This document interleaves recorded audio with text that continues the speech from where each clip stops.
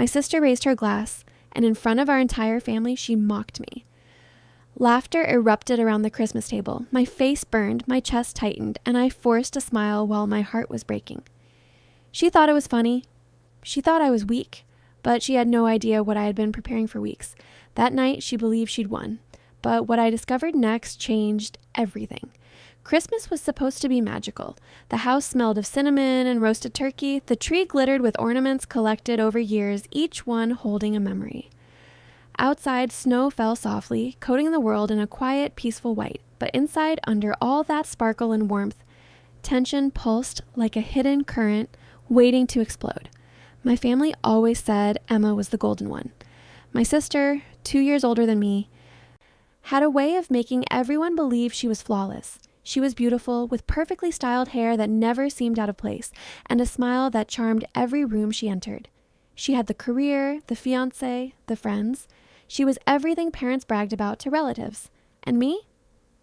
I was the shadow standing beside her glow.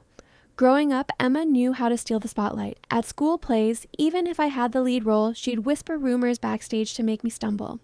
At birthdays, if I unwrapped a gift she wanted, she'd sulk until my parents gave in and handed it to her. And somehow, every time, I ended up being the one apologizing, as if I had done something wrong, but I swallowed it all. I told myself that's just how sisters are. I tried to ignore the way she'd smirk when my boyfriend at the time glanced in her direction, or how she'd roll her eyes whenever I spoke about my dreams. I convinced myself that if I kept the peace, if I stayed small, maybe she would stop hurting me. Of course, she never did. By the time we were adults, Emma had perfected her role as the family's shining star.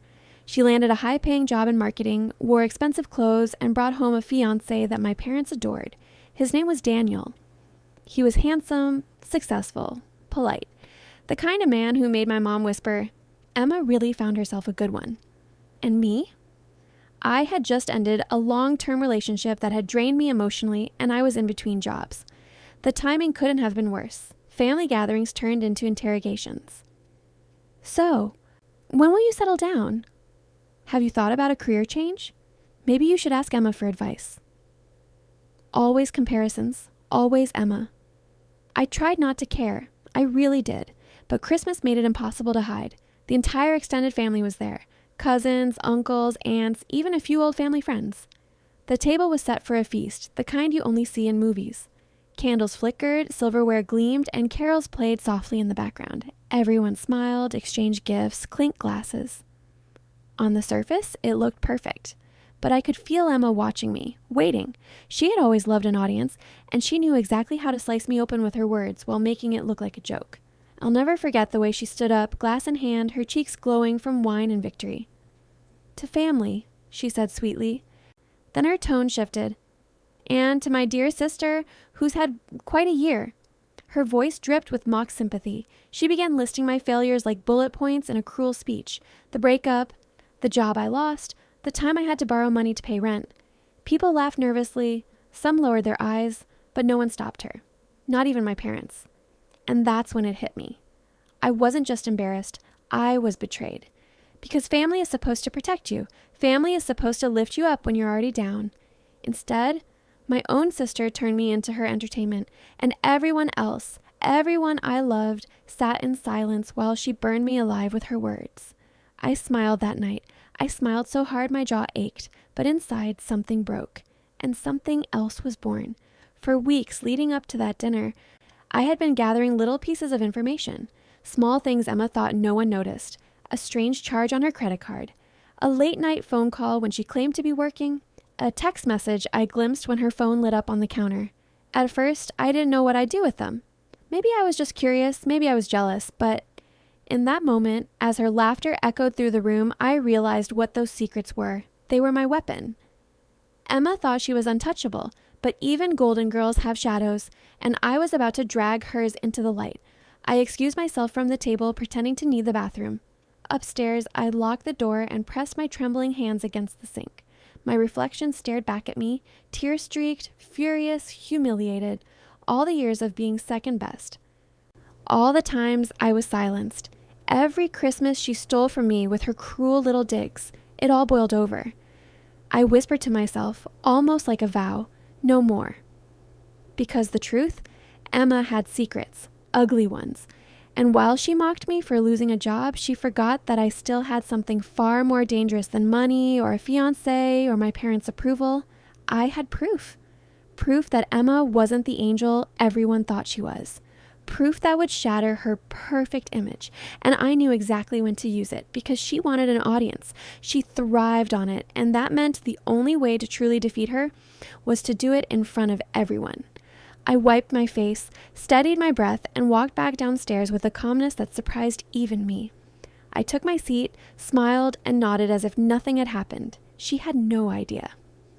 She had no clue that her reign over me was about to end, that Christmas was supposed to be hers, but I was about to make sure it was remembered for me. The night continued with carols and gifts, laughter and chatter. Emma's toast had left me wounded, but on the outside I played along. I even laughed at some of her jokes. I let her believe she had won. Because sometimes the sweetest revenge starts with patience. And while everyone saw the same old dynamic, Emma shining, me shrinking, inside I was counting down the moments. What no one knew was that in my bag, tucked safely beneath my things, was evidence that would destroy her. It wasn't just one secret, it was many. Threads I had pulled quietly, carefully, until I had enough to unravel her entire life. I glanced around the table, watching as she leaned against Daniel, her sparkling engagement ring catching the light. She looked so confident, so untouchable. But I knew the truth. And when I revealed it, she wouldn't just lose me, she'd lose everything. I sat there silent, my heart pounding with a mix of fear and anticipation. Because Christmas wasn't over yet, and Emma's downfall had only just begun. But what I discovered next changed everything. The days after Christmas should have been quiet, peaceful, but in my mind, Emma's laugh kept echoing, that cruel, ringing sound that made me feel small. I couldn't sleep. I replayed every word she said, every smirk, every glance from the family that cut like knives.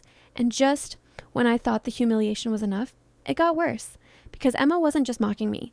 She was plotting against me in ways I never expected. It started with a phone call. 2 days after Christmas, I got a message from a mutual friend. Her voice was hesitant, almost guilty. I thought you should know, Emma's been talking about you a lot. My stomach tightened. Talking about me? What do you mean? The silence on the other end said everything. She's been telling people you're unstable, that you can't hold a job because you're irresponsible, that your ex left you because you're too needy. I froze. The blood drained from my face. She said that? Yes, my friend whispered, and more.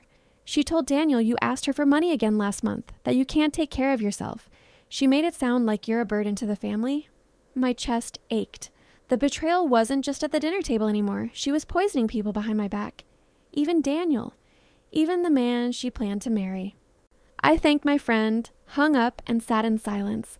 My hands trembled as I gripped my phone. Unstable, needy, a burden. The words echoed in my head, hammering me down. Emma was rewriting my life into a story where I was pathetic. A story where she was the hero for tolerating me. But that wasn't all. A week later, I overheard something that broke me completely. I had gone to my parents' house to drop off some gifts I couldn't afford before Christmas. As I walked up the porch steps, I heard voices inside. Emma's, my parents. I just think it's time we set some boundaries, Emma was saying. Her voice was sharp, serious, not the sweet tone she used in public. She keeps coming back here, asking for help. She'll never grow up if you keep enabling her. My heart pounded. I pressed my back against the wall, listening. My mom sighed. She's been through a lot this year, Emma. Losing her job, the breakup. That's her fault, Emma snapped. She's almost 30 and she has nothing to show for it. Do you really want her to drag this family down forever? I bit my lips so hard it bled. Then my father's voice, quiet, reluctant. Maybe Emma's right. Maybe we need to think about the future, about the will. The will. The air left my lungs.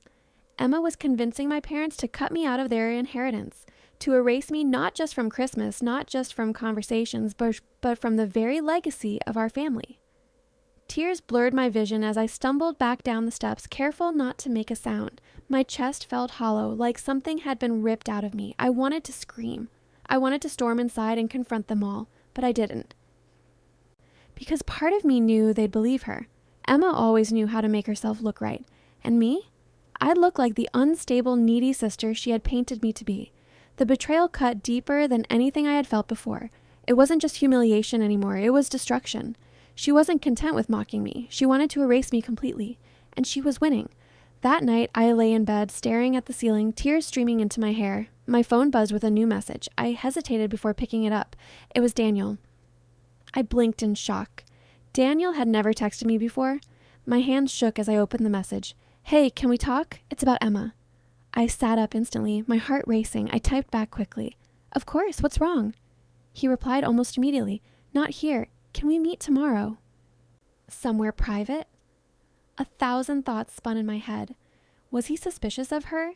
Had he heard the lies she told about me? Did he want to confirm them? The next day, I met him at a quiet cafe across town. He looked tired, his jaw tense, his eyes clouded. "Thank you for meeting me," he said softly, stirring his coffee, but never drinking it. "What's going on?" I asked carefully. He hesitated, then sighed. "I don't know how to say this, but Emma isn't who you think she is." My pulse quickened. "What do you mean?" "She talks about you, constantly, and not in a nice way. She makes you sound like..." He trailed off, looking guilty. "Like you're broken." I didn't want to believe it, but the way she talks, the way she twists things, I started to wonder if she's done the same to me. My throat tightened. "Daniel, why are you telling me this?" He looked me in the eye. "Because I think she's cheating on me." The words hit me like a punch. My breath caught, and for a moment the cafe blurred around me. "What?" He nodded grimly. "I found messages on her phone, late at night. She said it was work, but they weren't work messages. They were personal, intimate, from someone at her office." I sat there, stunned. Emma, perfect Emma, the golden child, cheating. And suddenly, all the little clues I had collected made sense. The late calls, the hidden charges, the way she flinched when her phone buzzed. Daniel rubbed his face. "I don't know what to do. I wanted to ask you, do you think she's capable of this? Do you think she'd betray me?" I laughed bitterly. "Daniel, she's been betraying me my whole life." He looked at me, eyes wide, as if he finally understood. That night, I couldn't stop shaking. My sister had taken everything from me. Respect, dignity, even my parents' love. And now, she was about to ruin Daniel's life too. The betrayal wasn't just mine anymore, it was his. And in that realization, I found a spark of strength, because if Emma's secrets were spilling into other lives, maybe I wasn't as powerless as I thought, but for now, I stayed quiet. I held it all inside, because the time wasn't right. Not yet. Emma still thought she was winning. She thought she had silenced me forever. She had no idea that her lies, her cruelty, her betrayal were becoming the very tools I would use to destroy her. And every day, it got worse. Every day, she dug her own grave deeper. I just had to wait for the right moment to push her in. I thought I had already reached my lowest point, but I was wrong. The real collapse came weeks later when I walked into my parents' house unannounced. I wanted to surprise them with something small, groceries, little things they liked. Maybe it would remind them I was trying. Maybe it would soften the way Emma painted me. But when I stepped through the door, I froze. Emma was sitting in the living room with my parents, her voice smooth and persuasive. And I heard my name. "She's a liability," Emma was saying. "If you keep letting her hang around, she'll never stand on her own 2 feet.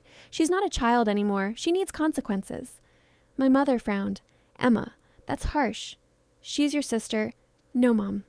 Emma cut her off. Her tone was icy. "She's a problem. And the sooner you see that, the better. I've talked to Daniel, and he agrees. We can't keep letting her drag this family down. People are already talking about us, about her." My father sighed, leaning back in his chair. "She does need to get her life together." My heart shattered. It wasn't just Emma anymore. My parents, the people who were supposed to love me unconditionally, were nodding along with her words. I stumbled back outside before they could see me. My hands shook so violently, I dropped the grocery bag, oranges rolling across the porch. I didn't even pick them up. That was the moment I truly broke, because if even my own parents believed her lies, then what did I have left? That night, I lay in bed with the curtains drawn, staring at the ceiling in the dark. My body felt heavy, my chest hollow. Emma had taken everything, my dignity, my parents, my place in the family. And no matter how much I wanted to fight back, I didn't know how. For a moment, I thought about giving up completely, just fading into the background, letting her win, letting the world believe her version of me. But then, something happened. My phone buzzed. It was Daniel again. I almost ignored it. I wasn't in the mood to hear more bad news, but something told me to answer. His voice was low, urgent. I found more. I sat up, my pulse racing. More what? Proof, he said. Proof that Emma's cheating. Silence. My breath caught. I have screenshots, messages, photos. She doesn't know I saw them, but it's real. She's been lying to me for months. I closed my eyes, my heart hammering. Proof. The word echoed in my head like a key turning in a lock. Daniel's voice cracked. I don't know what to do. I can't confront her without looking like the fool. She'll twist it. She always does. You know how she is. I swallowed hard. Yes, I know exactly how she is. And in that moment, something inside me shifted. Because Emma's betrayal wasn't just my secret anymore. It was Daniel's too. And together, maybe we had the power to bring her down. We met the next day in his car, parked in an empty lot. He handed me his phone, his hand shaking. Here, he whispered. See for yourself. My eyes scanned the messages. Flirty texts at midnight. Photos exchanged when she claimed to be working late. Promises to leave soon. A name I didn't recognize. A coworker. My stomach turned, but not with sadness, with fury. I looked at Daniel. His face was pale, his jaw clenched. I feel like an idiot, he admitted. She made me think I was crazy for even suspecting, but it's all here. I nodded slowly, handing the phone back. You're not crazy. She's just that good at lying. He stared at me, his eyes burning. So what do we do?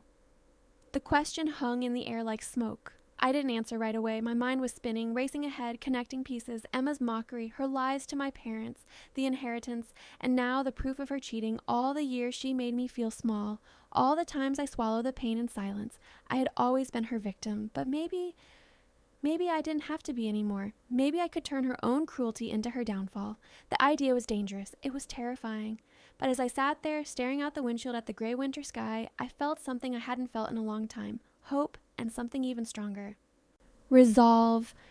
I turned to Daniel. My voice was steady, sharper than I expected. You said she always needs an audience, right? She always wants people to see how perfect she is? He frowned.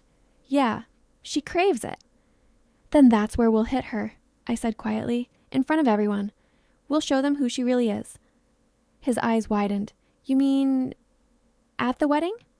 The word sent a shiver through me. The wedding, the grand event she had been planning for months, bragging about endlessly. The wedding where every relative, every friend, every business connection would gather to celebrate her. The wedding where she would stand in white and pretend to be pure. It was perfect. I didn't smile, not yet, but inside, a fire began to burn. Daniel leaned back, his hands gripping the steering wheel. It's risky. She'll deny it. She'll make you look like the bitter sister trying to ruin her big day. Not if we have proof, I said firmly. He hesitated, then nodded.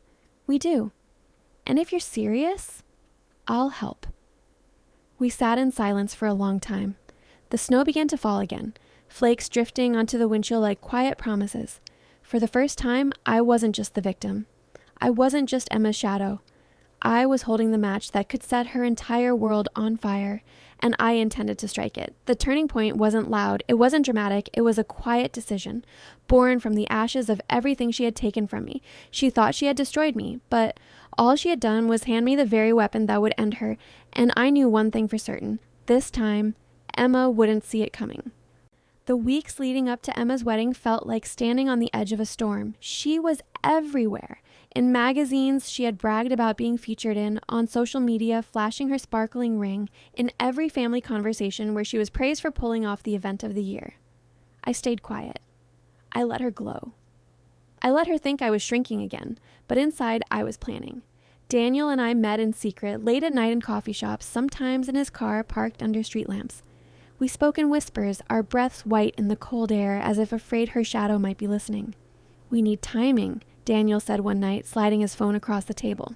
On the screen were dozens of screenshots, messages, photos, undeniable proof of her betrayal. We can't just throw this out there. It has to be perfect. I nodded. My heart pounded every time I looked at those messages. Emma's sugary words to her coworker, the intimate photos, the late-night promises to sneak away. The same Emma who posted photos of her dream fiancé with hashtags like forever and my rock, perfect Emma, caught in the ugliest truth. And we had the proof. I spent nights staring at the ceiling, running scenarios in my head. How to do it, where, when. I didn't just want to expose her. I wanted her to feel what I had felt. Powerless, humiliated, trapped in a moment she couldn't escape. And then it hit me. Her wedding. The stage she had built for herself. The audience she had invited. The moment where she wanted everyone to see her as flawless, untouchable. That would be the moment I took everything from her. Daniel hesitated when I first said it aloud. At the wedding? His voice cracked. That's huge. That's nuclear. I leaned forward, my voice sharp. She humiliated me in front of the family. She tried to cut me out of my own parents' lives. She made me feel like nothing. If we do this anywhere else, she'll twist it. She'll deny it. But if we do it there, in front of everyone she cares about, she can't run. His eyes searched mine. Slowly, he nodded. All right, we do it at the wedding. The plan was simple, but devastating. Daniel would pretend everything was normal, the smiling fiancé, the doting groom. He would play along until the very last moment. And me? I would be ready with the evidence. Ready to pull the curtain back on Emma's perfect performance. The night before the wedding, I couldn't sleep. My hands shook as I packed the small USB drive into my purse. On it was everything. The messages, the photos, even voice recordings Daniel had captured when Emma lied about working late. I stared at it for hours. That tiny piece of plastic held the power to destroy her entire world. And part of me was terrified. But then I remembered Christmas. I remembered the smirk on her face, the way my parents had nodded at her words, the way my family had laughed at my pain. No, I wasn't afraid anymore. The wedding day dawned bright and cold. The church was dressed in white and gold, flowers spilling from every corner, candles glowing in tall glass holders. Guests filled the pews, buzzing with excitement. The air smelled of roses and champagne. Emma was radiant, gliding down the aisle in lace and pearls, her smile blinding. She looked like a queen. She looked untouchable, and she had no idea what was coming. The ceremony began. Vows were exchanged, voices trembling with rehearsed emotion. Daniel spoke words that sounded sweet, but I saw the tension in his jaw, the steel in his eyes.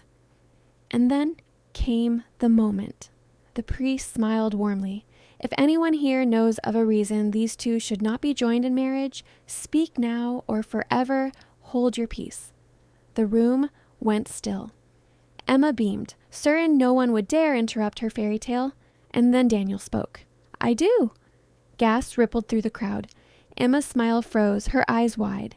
Daniel, she whispered, her voice sharp and panicked. He turned to her, his face calm but cold. I can't marry you, Emma, because you're not who you pretend to be. Murmurs filled the church. Guests leaned forward, whispering. Emma's cheeks flushed red. What are you talking about? She hissed. Daniel didn't answer. Instead, he gestured toward me. My legs trembled as I stood. Every eye in the room turned to me. For a heartbeat, I almost faltered. But then I saw her face, that smug, perfect mask she had worn my whole life, and I knew I couldn't stop. I walked to the front, my heels clicking against the marble floor. I pulled the USB from my purse, holding it up like a blade. You all think Emma is perfect, I said, my voice ringing through the silence. But she's not. She's been lying to Daniel, to all of you. Emma's voice cracked. She's lying. She's jealous. She's always been jealous of me. I ignored her. My hands shook as I plugged the drive into the screen the wedding planner had set up for a slideshow. The screen flickered, and then the truth lit up the room. Messages, photos, proof. Gasps turned to cries. Friends covered their mouths. Relatives stared in shock. Daniel's parents shook their heads in disgust. On the screen, Emma's private words glowed like fire.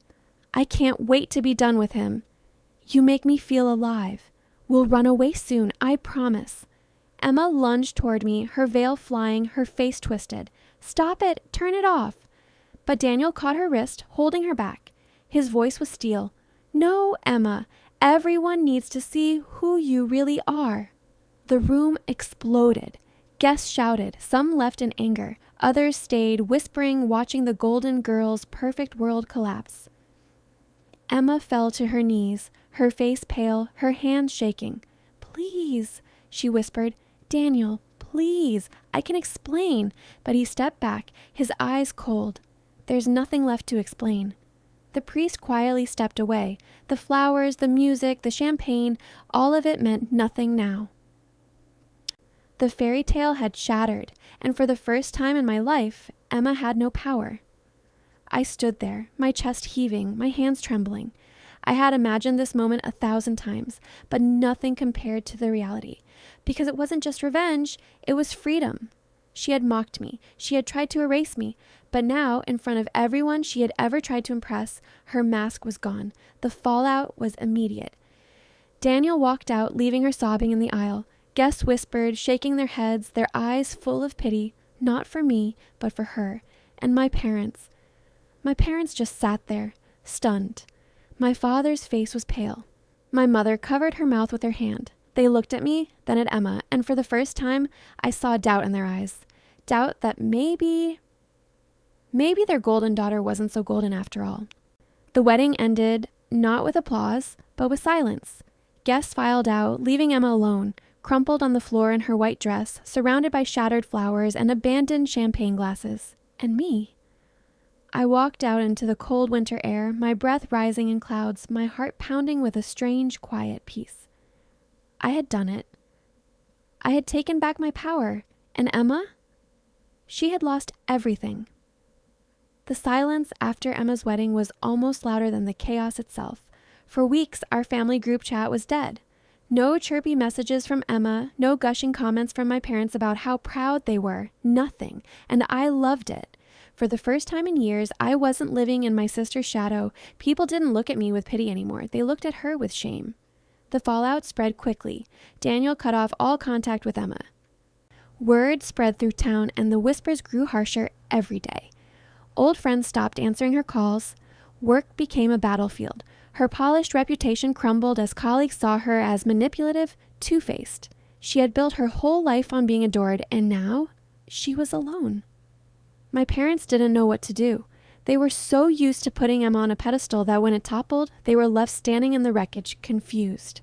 A week after the wedding, my mother called me. Her voice was soft, uncertain. We didn't know, sweetheart. We didn't see it. Emma always seemed so put together. I let the silence stretch, enjoying the weight of it. You didn't want to see it, I finally said. My voice was steady, calmer than I'd ever heard it. You always believed her over me, every single time. She started to protest, but I cut her off. Do you remember Christmas? When she mocked me? When you laughed? Her voice broke. I'm sorry. We were wrong. And maybe they were, but I had carried their wrongness for years.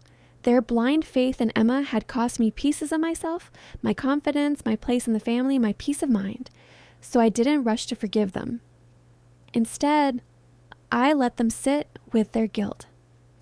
Emma tried, of course. She left voicemails, tearful apologies that grew more frantic as the days passed. It wasn't what it looked like. You don't understand. We can fix this. But there was nothing left to fix. She had made her choices, and now she had to live with them. As for me, I started to breathe again. I went back to painting, something I had abandoned years ago because Emma once sneered that my little hobby was childish. I signed up for a local gallery showcase, and to my surprise, people loved my work. For the first time, I wasn't Emma's sister. I was just me. I built friendships that weren't shadowed by comparison. People began to see me as strong, as resilient, as someone who had stood up to cruelty and survived, and it felt good.